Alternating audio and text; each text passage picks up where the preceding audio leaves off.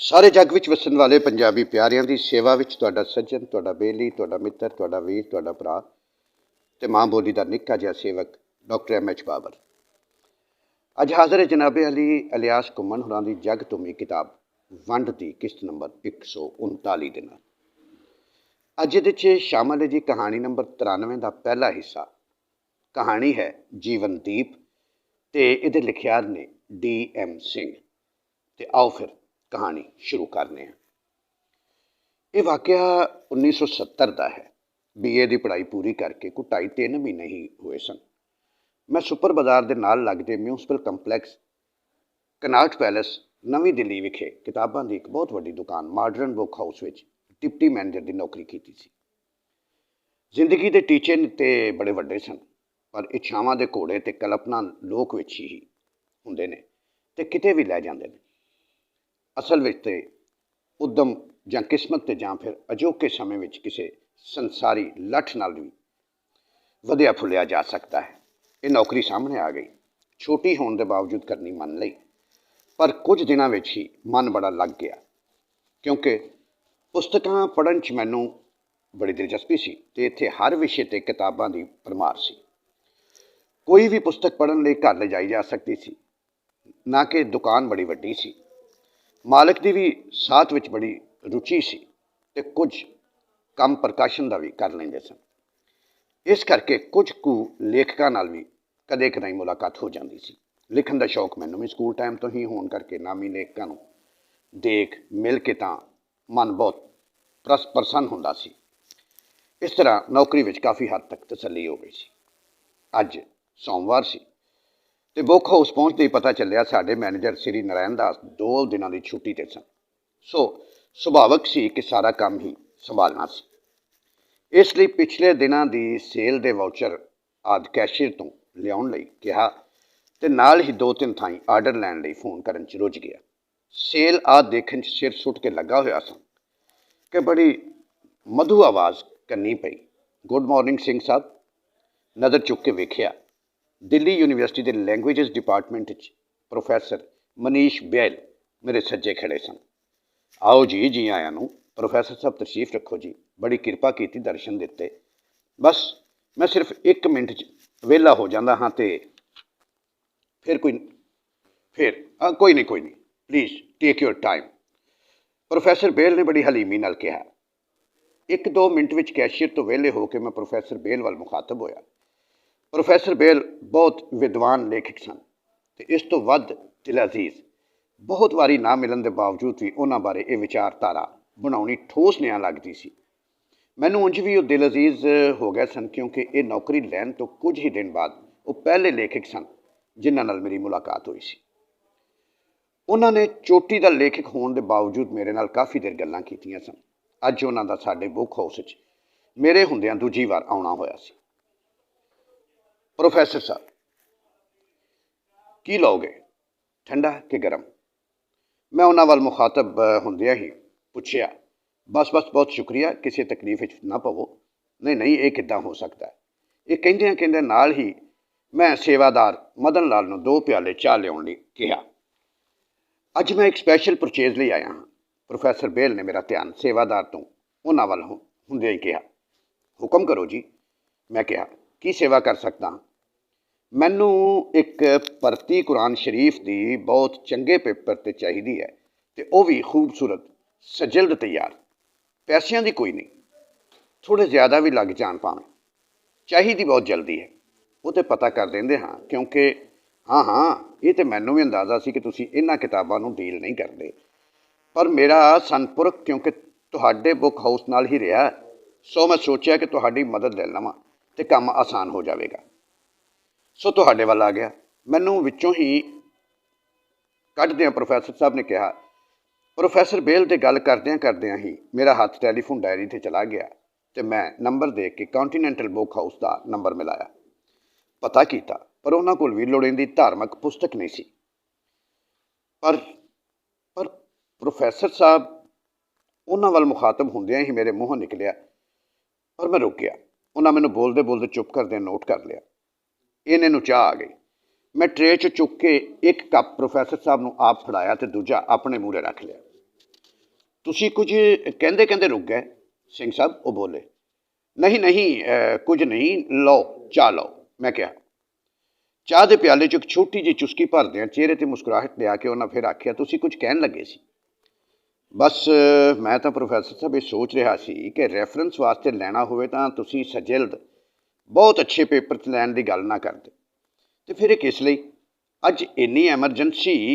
ਉਹਨਾਂ ਦੇ ਚਿਹਰੇ 'ਤੇ ਮੁਸਕਰਾਹਟ ਦੇਖ ਕੇ ਜਿਹੜਾ ਮਨੋਵਿਗਿਆਨਕ ਵਿਸ਼ਲੇਸ਼ਣ ਮੇਰੇ ਦਿਮਾਗ ਨੇ ਕੀਤਾ ਸੀ, ਉਸ ਕਰਕੇ ਸਵਾਲ ਪੁੱਛਦਿਆਂ ਹੋ ਰਹੀ ਹਿਚਕਿਚਾਹਟ ਜਾਂ ਥੋੜ੍ਹਾ ਬਹੁਤ ਤਣਾਅ ਸਮਾਪਤ ਹੋ ਗਿਆ ਸੀ। ਉਹਨਾਂ ਦੀ ਮੁਸਕਰਾਹਟ ਨੇ ਮੈਥੋਂ ਸਵਾਲ ਕਹਿਲਵਾ ਹੀ ਲਿਆ। ਸਵਾਲ ਬੜਾ ਜਾਇਜ਼ ਹੈ। ਤੁਹਾਡੇ ਕੋਲ ਕੁਝ ਦੇਰ ਬਹਿਣਾ ਤੇ ਪੈਣਾ ਹੀ ਹੈ, ਅਤੇ ਮੈਨੂੰ ਖੁਸ਼ੀ ਹੋਵੇਗੀ ਤੁਹਾਨੂੰ ਦੱਸ ਕੇ, ਪਰ ਤੁਸੀਂ ਆਪਣੇ ਸਾਰੇ ਸੋਰਸਿਸ ਕੋਸ਼ਿਸ਼ ਕਰੋ ਤਾਂ ਕਿ ਮੇਰੀ ਮਨ ਭਾਉਣ ਦੀ ਚੀਜ਼ ਮਿਲ ਜਾਵੇ। ਪ੍ਰੋਫੈਸਰ ਬੇਲ ਬੜੇ ਹੀ ਸਖੀਨ ਬੋਲੇ, ਸਵਾਲ ਬੜਾ ਜਾਇਜ਼ ਹੈ। ਤੁਹਾਡੇ ਕੋਲ ਕੁਝ ਦੇਰ ਬਹਿਣਾ ਪੈਣਾ ਹੈ। ਜੀ ਹਾਂ, ਮੇਰਾ ਦਿਮਾਗ ਇਸ ਪਾਸੇ ਵੀ ਲੱਗਿਆ ਹੋਇਆ ਕਿ ਤੁਹਾਡੀ ਜ਼ਰੂਰਤ ਕਿੱਥੋਂ ਪੂਰੀ ਹੋ ਸਕਦੀ ਹੈ। ਕਹਿੰਦਿਆਂ ਮੈਂ ਟੈਲੀਫੋਨ ਡਾਇਰੀ ਦੇ ਪੰਨੇ ਪਰਤਦਿਆਂ ਪੰਨਾ 3 'ਤੇ ਆ ਕੇ ਰੁਕਿਆ। ਪੈਰਾਮਾਊਂਟ ਬੁੱਕ ਸਾਗਰ, ਚਾਂਦਨੀ ਚੌਕ ਦਾ ਨੰਬਰ ਮਿਲਾਉਂਦੇ ਹਾਂ ਕਹਿ ਕੇ ਮੈਂ ਨੰਬਰ ਮਿਲਾਇਆ, ਪਰ ਉੱਥੋਂ ਵੀ ਨਾ ਵਿੱਚ ਹੀ ਜਵਾਬ ਮਿਲਿਆ। ਮੈਂ ਸਭ ਤੋਂ ਪੁਰਾਣੇ ਸੇਲਜ਼ਮੈਨ ਨੂੰ ਪੁੱਛਦਾ ਕਿ ਸੇਵਾਦਾਰ ਸ਼ੀਤਲ ਸਿੰਘ ਨੂੰ ਬੁਲਾਉਣ ਲਈ ਕਿਹਾ। ਸ਼ੀਤਲ ਸਿੰਘ ਨੇ ਪੁੱਛਣ ਤੇ ਦੱਸਿਆ ਕਿ ਉਹ ਕਿਸੇ ਕੰਪਲੈਕਸ ਵਿੱਚ ਨੰਬਰ 11 ਤੋਂ ਆਪਣੇ ਇੱਕ ਦੋਸਤ ਤੋਂ ਪੁੱਛ ਕੇ ਆਉਂਦਾ ਹੈ, ਕਿਉਂਕਿ ਉਹ ਮੁਸਲਮਾਨ ਹੈ ਅਤੇ ਉਸ ਨੂੰ ਇਸ ਦਾ ਜ਼ਰੂਰ ਪਤਾ ਹੋਵੇਗਾ। ਇਹ ਕੁਰਾਨ ਸ਼ਰੀਫ ਮੈਂ ਆਪਣੇ ਜੀਜਾ ਜੀ ਨੂੰ ਅੱਜ ਤੋਂ ਤਕਰੀਬਨ 5 ਦਿਨ ਬਾਅਦ ਖੁਸ਼ ਆਮਦੇਦ ਆਖਦਿਆਂ ਤੋਹਫੇ ਦੇ ਤੌਰ 'ਤੇ ਦੇਣਾ ਹੈ।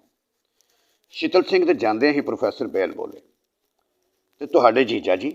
ਯਾਨੀ ਕਿ ਉਹ? ਹਾਂ, ਉਹ ਮੁਸਲਮਾਨ ਹਨ ਅਤੇ ਮੇਰੀ ਸਕੀ ਭੈਣ ਵੀ। ਤਾਂ ਮੈਨੂੰ ਇਹ ਕਹਿਣ ਵਿੱਚ ਸ਼ਰਮਸਾਰੀ ਜਾਂ ਛੋਟਾਪਨ ਨਹੀਂ ਮਹਿਸੂਸ ਹੋ ਰਿਹਾ, ਪ੍ਰੋਫੈਸਰ ਬੇਲ ਨੇ ਬੜੀ ਸ਼ਾਨ ਨਾਲ ਕਿਹਾ।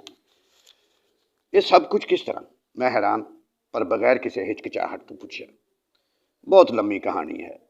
ਪ੍ਰੋਫੈਸਰ ਸਾਹਿਬ ਨੇ ਕਿਹਾ ਹੀ ਸੀ ਕਿ ਸ਼ੀਤਲ ਸਿੰਘ ਵਾਪਸ ਆ ਗਏ। ਉਸਨੇ ਦੱਸਿਆ ਕਿ ਕੁਝ ਪਤਾ ਚੱਲਿਆ ਹੈ, ਪਰ ਜਿੱਥੋਂ ਮਿਲਣ ਦੀ ਆਸ ਹੈ ਉੱਥੋਂ ਦਾ ਟੈਲੀਫੋਨ ਉਸ ਦੁਕਾਨ ਤੋਂ ਮਿਲਿਆ ਸੀ, ਪਰ ਖਰਾਬ ਨਿਕਲਿਆ। ਸੋ ਜਾ ਕੇ ਹੀ ਪਤਾ ਲੱਗ ਸਕਦਾ ਹੈ। ਕਸ਼ਮੀਰੀ ਗੇਟ ਦੇ ਨੇੜੇ ਜਾਣਾ ਪਵੇਗਾ। ਜੇ ਆਖੋ ਤਾਂ ਮੈਂ ਹੋ ਆਉਣਾ। ਕਹਿ ਰਹੇ ਸਨ ਕਿ ਕੋਈ ਪੌਣੇ 300 ਰੁਪਏ ਦੀ ਆਵੇਗੀ। ਮੇਰੀ ਦਿਲਚਸਪੀ ਗੱਲ ਵਿੱਚ ਕਾਫੀ ਵੱਧ ਗਈ ਸੀ ਅਤੇ ਪ੍ਰੋਫੈਸਰ ਸਾਹਿਬ ਵੀ ਖੁਸ਼ੀ ਨਾਲ ਦੱਸ ਰਹੇ ਸਨ। ਉਹਨਾਂ ਨੇ ਇਸ਼ਾਰੇ ਨਾਲ ਸ਼ੀਤਲ ਸਿੰਘ ਦੇ ਭਰੋਸੇਮੰਦ ਹੋਣ ਬਾਰੇ ਮੇਰੇ ਤੋਂ ਪੁੱਛਿਆ। ਮੈਂ ਹਾਮੀ ਭਰੀ। ਉਹਨਾਂ ਜੇਬ 'ਚੋਂ ਪਰਸ ਕੱਢਿਆ ਅਤੇ 300 ਰੁਪਈਏ ਸ਼ੀਤਲ ਸਿੰਘ ਨੂੰ ਫੜਾ ਕੇ ਕਿਹਾ, ਬਹੁਤ ਅੱਛੇ ਪੇਪਰ ਸਜਿਲਡ ਹੋ ਜਾਏ ਤਾਂ ਬਹੁਤ ਚੰਗਾ। ਅਤੇ ਫਿਰ ਮੇਰੇ ਵੱਲ ਤਾਂ ਕੇ ਆਖਿਆ, ਮੈਂ ਤੁਹਾਨੂੰ ਕਾਫੀ ਤਕਲੀਫ ਦੇ ਰਿਹਾ। ਨਹੀਂ ਪ੍ਰੋਫੈਸਰ ਸਾਹਿਬ, ਐਸੀ ਕੋਈ ਤਕਲੀਫ ਵਾਲੀ ਗੱਲ ਨਹੀਂ, ਬਸ ਘੰਟੇ ਪੌਣੇ ਘੰਟੇ 'ਚ ਇਹਨੇ ਵਾਪਸ ਆ ਜਾਣਾ।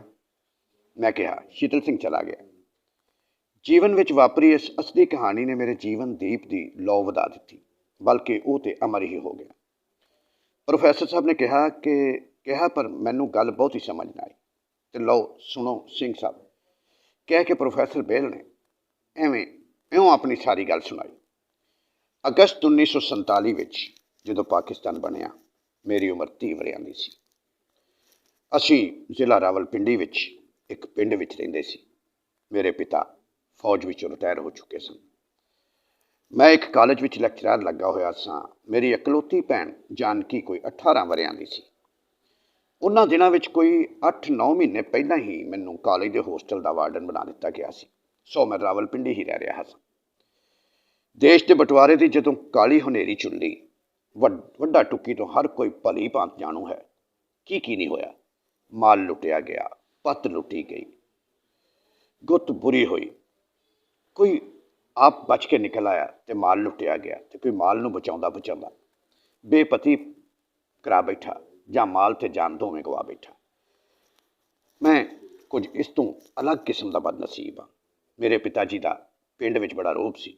ਇੱਕ ਤਾਂ ਰਿਟਾਇਰਡ ਫੌਜੀ ਅਫਸਰ ਸਨ, ਅਤੇ ਦੂਜੇ ਉਂਝ ਵੀ ਬੜੇ ਪਰਤਪਾਵਨ ਸਨ, ਜ਼ਿੰਦਾ ਦਿਲ ਇਨਸਾਨ ਸਨ। ਲਾਗੇ ਤਾਗੇ ਦੇ ਇਲਾਕੇ ਵਿੱਚ ਆਪਣੀ ਬਰਾਦਰੀ ਵਿੱਚ ਉਹਨਾਂ ਨੂੰ ਚੌਧਰੀ ਸਮਝਿਆ ਜਾਂਦਾ ਸੀ। ਉਹਨਾਂ ਦੇ ਪ੍ਰੇਮ ਵਿੱਚ ਭਉ ਸੀ ਲੋਕਾਂ ਦੇ ਮਨਾਂ 'ਚ। ਬਾਕੀ ਫੌਜੀ ਹੋਣ ਕਰਕੇ ਦੁਨਾਲੀ ਰੱਖੀ ਹੋਈ ਸੀ ਉਹਨਾਂ ਨੇ, ਅਤੇ ਬਾਕਾਇਦਾ ਵਰਤਦੇ ਸਨ ਉਹਨੂੰ ਸ਼ਿਕਾਰ ਵਾਸਤੇ।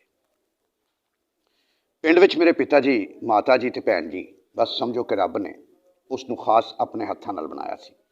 ਹੱਥ ਲਾਇਆ ਮੈਲੀ ਹੁੰਦੀ ਸੀ। 14ਵੀਂ ਦਾ ਚੰਨ ਜਿਵੇਂ ਸ਼ਰਮਾਉਂਦਾ ਹੋਵੇ ਕਿਸੇ ਦੇਵੀ ਸੁੰਦਰ ਸਰੂਪ ਤੋਂ, ਅਜਿਹਾ ਪ੍ਰਕਾਸ਼ ਸੀ ਉਸ ਨੂੰ ਬਖਸ਼ਿਆ ਵਾਹਿਗੁਰੂ ਨੇ। ਸੁਭਾਅ ਦੀ ਵੀ ਅਤਸ਼ੀਲ ਸੀ, ਅਤ ਸੁਸ਼ੀਲ ਸੀ। ਗੱਲ ਕਰਦਿਆਂ ਮੂੰਹ 'ਚੋਂ ਫੁੱਲ ਖਿਰਦੇ ਸਨ ਤੇ ਸ਼ਰਮਾਕਲ ਇੰਨੀ ਕਿ ਅੱਖਾਂ ਦੀਆਂ ਪਲਕਾਂ ਉਸ ਦੀਆਂ ਸੋਹਣੀਆਂ ਅੱਖਾਂ ਨੂੰ ਇੰਝ ਛਪਾਉਂਦੀਆਂ ਸਨ ਕਿ ਉਹ ਸਿੱਧੀ ਖੜੀ ਹੀ ਲੱਗਦੀ ਸੀ ਕਿ ਉਹ ਅੱਖਾਂ ਨੀਵੀਆਂ ਕਰਕੇ ਗੱਲ ਕਰ ਰਹੀ ਹੋਵੇ। ਉਸ ਦੇ ਸੁਭਾਅ ਦੀ ਸੁਸ਼ੀਲਤਾ ਤੇ ਅੱਖਾਂ ਦੀ ਸ਼ਰਮ ਅਜਿਹੇ ਦੇਵੀ ਗੁਣ ਸਨ ਜੋ ਉਸ ਦੇ ਸੋਹਣੇਪਨ ਨੂੰ ਹੋਰ ਵੀ ਨਿਖਾਰਦੇ ਸਨ। ਮੇਰੇ ਮਾਤਾ ਜੀ ਤਾਂ ਹਮੇਸ਼ਾ ਹੀ ਉਸ ਦੀ ਨਜ਼ਰ ਹੀ ਉਤਾਰਦੇ ਰਹਿੰਦੇ ਸਨ। ਲਾਡਲੀ ਵੀ ਬੜੀ ਸੀ, ਬੜੀਆਂ ਸੁੱਖਾਂ ਸੁੱਖ ਕੇ ਅਰਦਾਸਾਂ ਕਰਕੇ ਹੋਈ ਸੀ। ਪਿਤਾ ਜੀ ਦੱਸਦੇ ਸਨ, ਮੈਂ ਉਦੋਂ 7ਵੀਂ ਵਿੱਚ ਪੜ੍ਹਦਾ ਸੀ ਜਦੋਂ ਜਾਨਕੀ ਪੈਦਾ ਹੋਈ ਸੀ ਤੇ ਮੇਰੀ ਮਾਂ ਨੇ ਬੜੀਆਂ ਸੁੱਖਾਂ ਲਾਈਆਂ ਸਨ। ਸਾਰੇ ਪਿੰਡ ਵਿੱਚ ਗੁੜ ਵੰਡਿਆ ਸੀ। ਕੁੜੀ ਹੋਣ ਦੀ ਮੁੰਡੇ ਜਿਹੀ ਖੁਸ਼ੀ ਕੀਤੀ ਸੀ। ਪਿਤਾ ਜੀ ਸਪੈਸ਼ਲ ਸਾਲਾਨਾ ਛੁੱਟੀ ਲੈ ਕੇ ਫੌਜ 'ਚੋਂ ਆਏ ਸਨ। ਮੇਰਾ ਤੇ ਉਸ ਦਾ ਕੋਈ 11-12 ਵਰ੍ਹੇ ਦਾ ਫਰਕ ਸੀ।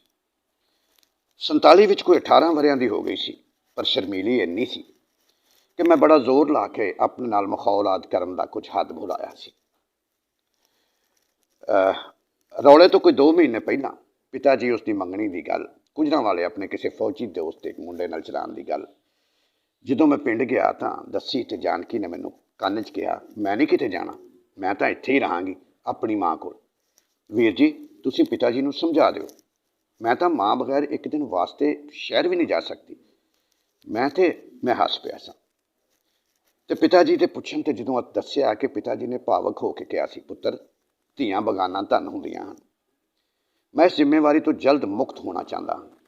ਇਸ ਵੇਲੇ ਪਤਾ ਨਹੀਂ ਹੋਰ ਕੀ ਯਾਦ ਆ ਗਿਆ ਸੀ ਪ੍ਰੋਫੈਸਰ ਬੇਲ ਨੂੰ। ਮੈਂ ਤੱਕਿਆ, ਉਹਨਾਂ ਦੀਆਂ ਅੱਖਾਂ ਗਿੱਲੀਆਂ ਸਨ, ਪਰ ਚੂੰਕਿ ਮੇਰੇ ਮਨ 'ਚ ਪੂਰੀ ਗੱਲ ਸੁਣਨ ਦੀ ਉਤਸੁਕਤਾ ਵੱਧ ਰਹੀ ਸੀ, ਮੈਂ ਉਹਨਾਂ ਨਾਲ ਹਮਦਰਦੀ ਜ਼ਾਹਰ ਕਰਨ ਖਾਤਰ ਵੀ ਟੋਕਿਆ ਨਾ। ਉਹ ਦੱਸੀ ਜਾ ਰਿਹਾ ਸੀ, ਰੌਲਾ ਪੈਣ ਵੇਲੇ ਮੈਂ ਰਾਵਲਪਿੰਡੀ ਕਾਲਜ ਵਿੱਚ ਸੀ। ਉੱਥੋਂ ਹੀ ਪਿਤਾ ਜੀ ਦਾ ਸੁਨੇਹਾ ਕਿਸੇ ਆ ਕੇ ਦਿੱਤਾ ਕਿ ਮੈਂ ਅਜੇ 3-4 ਦਿਨ ਸ਼ਹਿਰ ਵਿੱਚ ਹੀ ਰਹਾਂ, ਹਾਲਾਤ ਖਰਾਬ ਨੇ, ਪਿੰਡ ਬਿਲਕੁਲ ਨਾ ਆਵਾਂ। ਘਰ ਦਾ ਨਿੱਕ ਸੁੱਖ ਸਮਾਨ ਤੇ ਹੋਰ ਕੰਮ ਸੰਭਾਲ ਕੇ ਉਹ ਮਾਂ ਤੇ ਜਾਨਕੀ ਨੂੰ ਲੈ ਕੇ ਸ਼ਹਿਰ ਹੀ ਆ ਜਾਣਗੇ ਤੇ ਫਿਰ ਰੌਲਾ ਠੀਕ ਹੁੰਦਿਆਂ ਹੀ ਵਾਪਸ ਪਰਤ ਜਾਣਗੇ। ਪਿਤਾ ਜੀ ਨੇ ਕਹਿ ਭੇਜਿਆ।